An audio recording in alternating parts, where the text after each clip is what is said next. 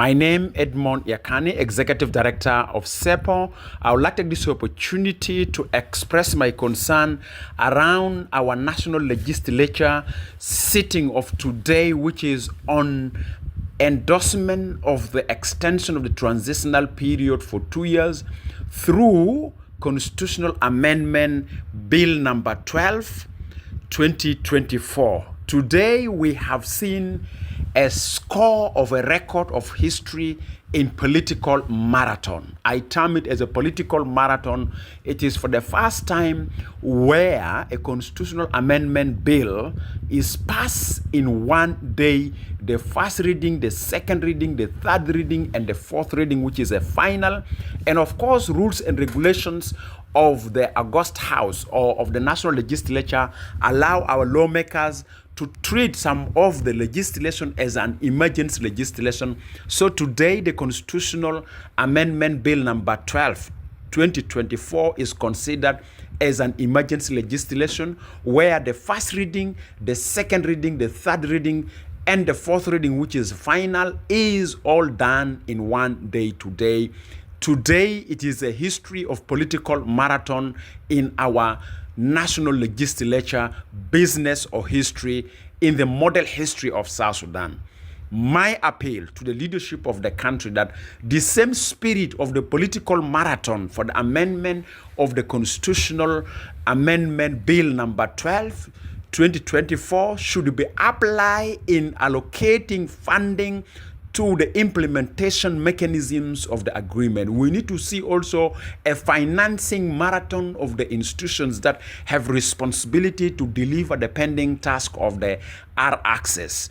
Also, we need to see the same marathon should be associated with demonstration of political will and political commitment from the leadership of the country, in particular the presidency, to ensure that the country gain a political stability in the extended new 2 years for the transitional process. We hope that the same marathon will be also used in unification of the forces, in the constitutional making process, in the conduct of the population census, and preparation for the election through the National Election Commission and the political party council business and the work of the National Bureau of Statistics.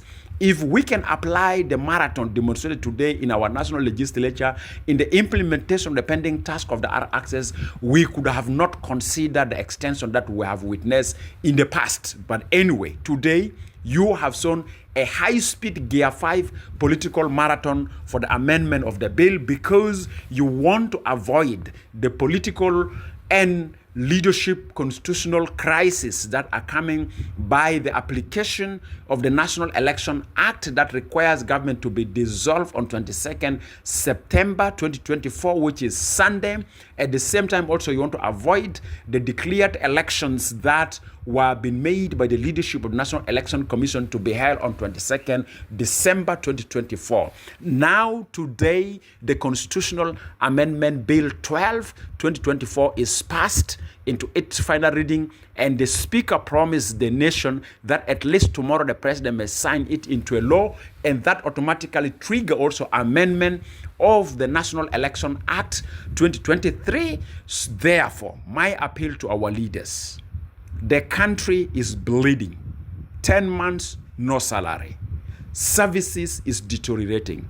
Soldiers are in the bush while they have their families without any access to salaries. Teachers are leaving classes and they are going to burn charcoal in order to earn living. Government hospitals are losing professional doctors because they tend to go to private hospitals to raise money. The upcoming national budget for the financial year 2024-2025 should be transitional task focused. It should be focusing on elections.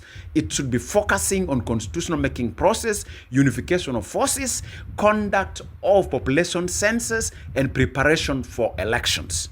And my appeal, with due respect and honor to Your Excellency President, this time round, let the financing of the implementation of the pending task of R-Access be changed.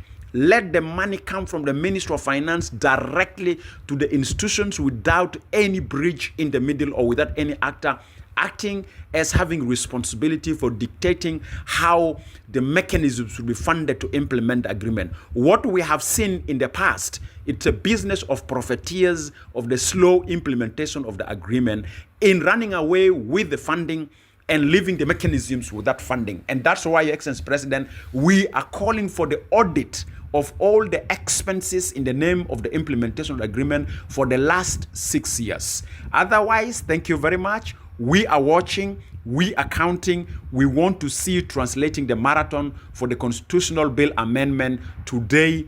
The same spirit marathon should be used for implementing the pending task of the R-Access in the next 2 years. Finally, I'm appealing to Your Excellency President, the marathon will not be a real marathon minus Tumaini. With the same marathon, use it for finishing up Tumaini and linking Tumaini with the pending tasks of the R-Access so that we have an inclusive political transitional process for an inclusive political marathon that we all come together and move towards securing peace and stability in the Republic of South Sudan by year 2027. Thank you very much.